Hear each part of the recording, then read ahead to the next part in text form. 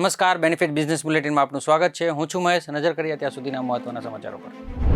E commerce company Flipkart હવે તેના દરેક બિઝનેસમાં આર્ટિફિશિયલ ઇન્ટેલિજન્ટ ટેકનોલોજીનો વ્યાપક ઉપયોગ કરવા જઈ રહી છે. કંપનીના સીઈઓ કલ્યાણ કૃષ્ણમૂર્તિના જણાવ્યા મુજબ આગામી દાયકામાં માર્કેટમાં ટકી રહેવા માટે એઆઈ હવે પ્રયોગ પૂરતું મર્યાદિત ન રહીને કંપનીના કેન્દ્રમાં રહેશે. આ મોટા ફેરફાર માટે હેમંત બદ્રીને ખાસ જવાબદારી સોંપવામાં આવી છે, જેઓ સપ્લાય ચેનથી લઈને ગ્રાહક સેવા સુધીના તમામ વિભાગોમાં એઆઈ ટ્રાન્સમિશનની કામગીરી સંભાળશે. યુએસ કોર્ટે અદાણી ગ્રુપ વિરુદ્ધના છેતરપિંડીના કેસને રદ કરવાની ગૌતમ અને સાગર અદાણીની અરજીને સુનાવણી કરવાની સંમતિ આપી છે. ન્યૂયોર્કની અદાલતે બંને પક્ષોને 30 એપ્રિલ પહેલા આ મામલે રજૂઆત કરવા અને સુનાવણીનું આયોજન કરવા નિર્દેશ આપ્યા છે. અદાણી પણ અમેરિકી રોકાણકારોને લાંચ કથિત કેસમાં ગેરમાર્ગે દોરવાનો આરોપ છે, જેને તેમણે નકારી કેસ રદ કરવાની માંગ કરી છે.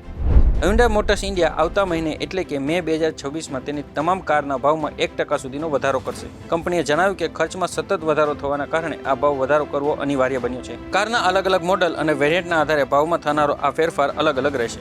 ખાડી દેશોમાં યુદ્ધ વિરામની વાતોને અસર ભારતીય શેરબજારમાં જોવા મળી. આજે સેન્સેક્સ 2946 પોઈન્ટના ઉછાળા સાથે 77,562 પર બંધ રહ્યું, જ્યારે નિફ્ટી 50 873ના ઉછાળા સાથે 23,997 પર બંધ રહી. તો બીજી તરફ કિંમતી ધાતુ સોનામાં પણ 2600 રૂપિયાનો વધારો થતા પ્રતિ 10 ગ્રામ સોનાનો ભાવ 1.53 લાખને પાર પહોંચ્યો, જ્યારે ચાંદીમાં પણ પ્રતિ કિલો 13,000નો ઉછાળો જોવા મળ્યો, જેના કારણે હાલ ભાવ 2.44 લાખની આસપાસ ટ્રેન્ડ થઈ રહ્યો છે.